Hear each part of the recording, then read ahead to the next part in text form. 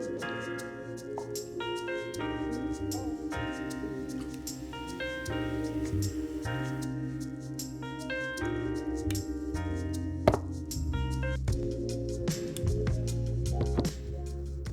ladies, gentlemen, none of the above. Today is a very special day because today we're talking about love. Shonen love. You put your mouth on hers. That's so weird. Kakarot, you've never kissed someone? Huh? No, of course not. Why? You're married and have children. Yeah, duh, but what's that have to do with kissing? Oh no. So I really like the show Naruto. I recognise it's not high art or anything, but as someone who's not super into anime, it's a show that I very much enjoy. I like the characters, I like the action, I like the character interaction, but there's one element of the show that I've always found a bit lacking, and if I'm honest, it's an element that's often lacking in a lot of media aimed at boys. The show is pretty bad at handling romance. A lot of producers seem to think that romance is a girly thing or other nonsense, which personally, in my humble opinion, I think is a terrible lesson to be teaching our young gentlemen in training. What's more manly than romance? Before I begin, I think I should reveal my credentials in this area, but obviously, as you can tell, I am an expert in the art of love. Okay. No, but I have watched my fair share of rom-coms, so I feel like I understand the basic concept of a romantic plotline. Meet cutes, drama, will they, won't they, the big kiss. I'm familiar with what this stuff is and how it works. And this ain't it, Chief.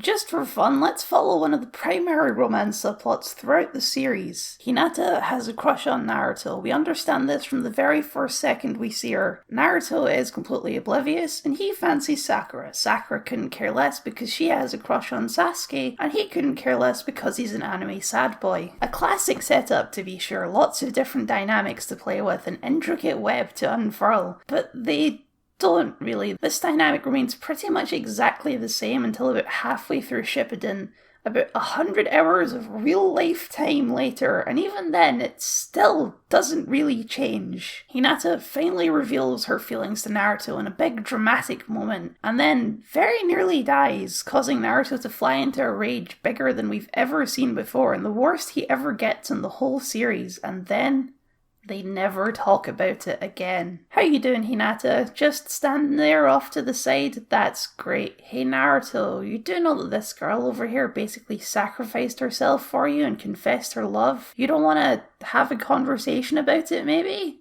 No? Oh, you just want to get punched in the face repeatedly. Okay then. And just to be clear, they never talk about it. It takes 2 more years and an apocalypse for them to finally start dating. I know you're probably wondering about the title of this video by now, and we're getting there, don't you worry. I'm using this example first because it shows the strengths and weaknesses of romance in Naruto. For example, a big strength is that Naruto avoids the common problem of the love interest character who only exists to be the love interest of the hero. And I know some people might say that's what Hinata is, and to those people I say, don't you dare insult my waifu! No, but for real, Hinata has plenty going on besides a crush on Naruto, like a massive inferiority complex and crippling anxiety. Girl, same. Which is why, even though this scene doesn't lead to anything romantically, it's still a very important scene for this character. She's pretty much the last person you'd expect to do this. All of the pairings in Naruto are like this. 2 characters with their own stuff going on, entering a relationship. I can't tell if that's actually an intentional avoidance of the trope or not though, because what the Naruto and Hinata plotline really shows is that Kishimoto has absolutely no idea what he's doing when it comes to writing romance. Because it doesn't take a romance novelist to tell you that this... Because I love you. I always will. Would probably lead to even a dunce like Naruto having some thoughts and some realizations about this girl. But even in the last, set years after this event, he's still absolutely oblivious to the fact that she fancies him. Some people don't like romantic subplots. I get it, but I genuinely think romance is a good and important part of any ongoing story like Naruto. Romance is a totally normal part of life, and when nobody seems interested in it, it can start to feel a bit unnatural. So I definitely can't blame Kishimoto for attempting to insert a bit of romance in his story. In fact, I welcome it. The problem is not with the concept, it's all in the execution. There's two sides to writing romance poorly. Naruto and Hinata is one of those sides. It's paced super weird and executed really awkwardly, but overall it's still a positive addition to the story. It makes sense as a natural progression for these two characters. I like it. It's cute. Then there's the other side of the coin. The bad side of the coin. Sasuke and Sakura. I think this is a bit controversial, but I actually like Sakura. Sometimes. Sakura serves an important role in the main cast. She's the normal one, the straight man, the Michael Bluth of Naruto. And when she's written that way, she works really well when she's reacting to the other characters' antics. Naruto and Sasuke sit on two extremes of personality, and Sakura theoretically sits in the middle. The problem is, she's only written this way sometimes, because a core aspect of her character is that she's madly in love with cool sad boy Sasuke. So generally, even when she should theoretically, and even sometimes does disagree with him, she'll still take his side in an argument. And that's the major problem. That being madly in love with Sasuke is a core aspect of her character. Unrequited love is a perfectly normal story element, but Sakura takes it to the absolute extreme. First off, I can't see how this childhood crush is anything more than that. Sasuke is pretty much constantly a dick to her from the moment they meet. This is often played for laughs, but it starts to get really dark when Sasuke leaves the village. Sakura has her own pouring out her heart moment in a last-ditch attempt to make Sasuke stay. And then when that fails, a plea to come with him, which results in a back punch, which knocks her out. I was never clear on this. Thank you for everything.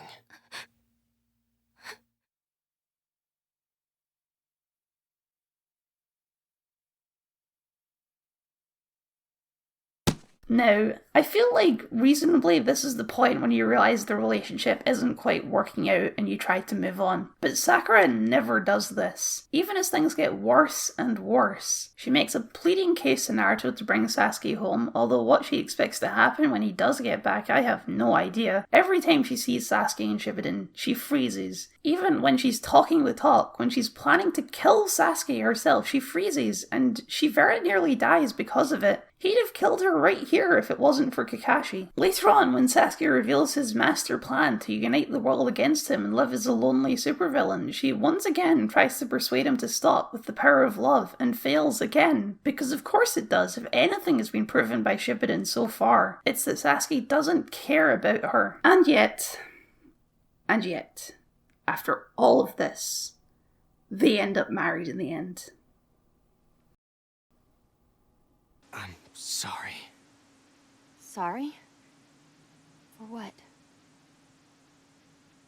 For everything. Is it too late now to say sorry?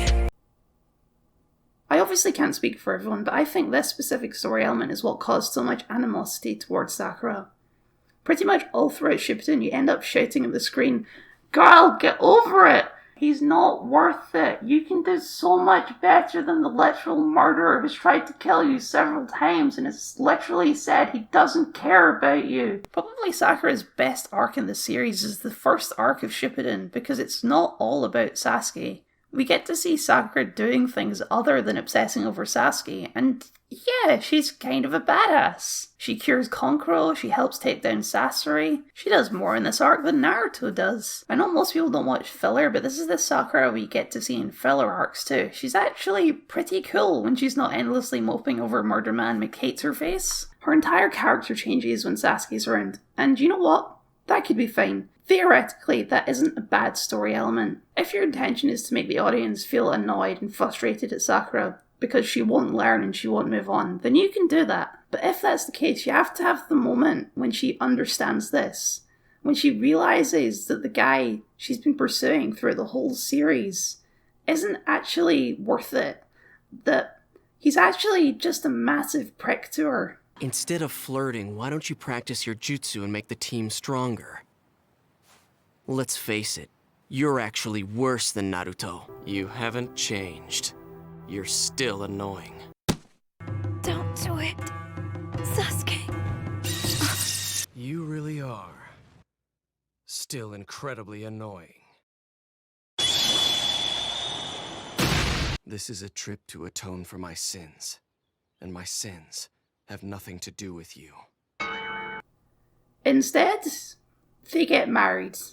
Even if you like Sasuke, which I think I've made clear by now that I don't, as a culmination of his arc, this relationship doesn't make any sense either. He goes from being a guy who ignores all the attention he gets from girls to being a guy who ignores his wife and daughter. Can I bring you anything? My dad. Yay? I really don't think it's a stretch to call this an incredibly toxic relationship, even if he wasn't physically abusive, which, I mean, the amount of emotional turmoil that he puts her through is absolutely awful, and I think the message sent by this relationship ending up working out is, like, really bad. Hey girls, I know he's tried to kill you multiple times and has made you feel very awful about everything, but, you know, he's just going through some stuff right now. He's damaged, but you can fix him. I feel like I shouldn't have to make this clear, but generally a reading like this is not the author's intention. I don't think Kishimoto thinks that women should keep trying to fix a broken and toxic relationship until it works, but that sure is what he wrote. And it is by far and away the most prevalent romantic arc in the show. You still love him, but on a totally different level. He tried to kill you, yet you still care for him. You won't cut him off no matter what, and you think it's your duty to save him from the darkness. I like Naruto. I think it's good for the most part, but this is the place where Kishimoto's inability to write romance becomes a big problem. It's why Sakura and Sasuke is the bad side of the coin. Sometimes bad romance just means clumsy but ultimately harmless, and sometimes it means clumsy but very harmful. Naruto is not a perfect show, it's got plenty of problems, but as I get a bit older and a bit wiser, this is the issue that sticks with me the most, and the one that I wish could have been different. Well, that and one more thing. Oh my god, stop! Enough! I've already seen this. Is this entire episode a flashback? Jesus Christ, we don't need to see this again. Our girl Sakura deserves better, and that's why I'm starting a petition to change the ending of Naruto. I want to end by saying that if you support this ship, if Sasuke Saku is your O2EP, I'm not trying to shame you. Regardless of anything I say, it's canon. And the ongoing series seems to represent their relationship as strained but genuinely loving, so I can't exactly blame you for being on board with it. In fact, if you are a fan of this pairing, I'd genuinely like to hear from you and hear what you have to say. Let us engage in civil discourse, a thing that is definitely possible when we're talking about ship wars. Pictures of the supposed PS4 back before when that came out. But I just thought what it reminds me of. It reminds me of the silencers in Hot Wheels Accelerators. Well done. Is there anyone ever listening to this that gets that reference? If you get that reference, let me know.